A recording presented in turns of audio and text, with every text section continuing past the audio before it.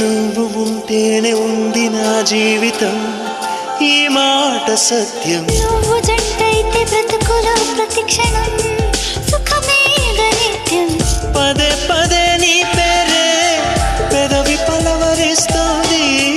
ఇదే పాట గుండెల్లో సదా మోగుతోంది. నేనే నీ కోసం, నువ్వే నా కోసం.